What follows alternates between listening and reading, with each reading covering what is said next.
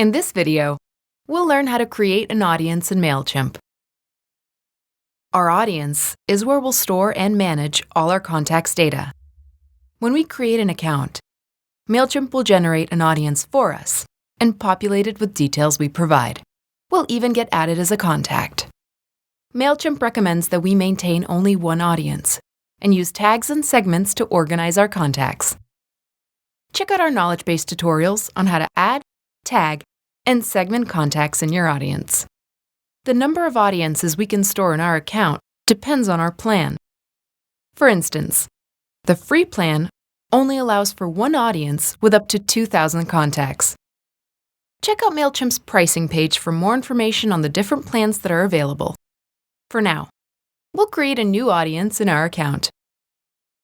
To get started, navigate to the Audience tab.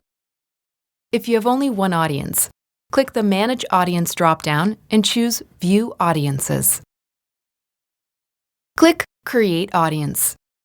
And in the confirmation box, click Create Audience.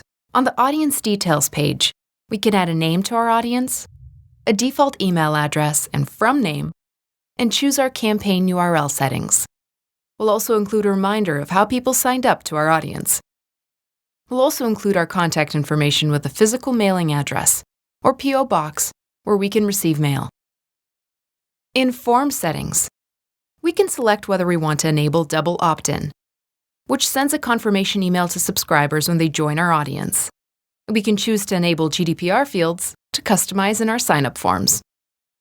Lastly, we have the option to select how often we want to receive notifications about subscriber activity. We can choose to get an email with a daily summary or an email for each new subscribed or unsubscribed contact. When we're finished, we'll click Save and return to our audience dashboard, where we'll manage our subscribers. Congratulations! You've just created an audience in Mailchimp. For additional information on audiences, check out our articles in the knowledge base.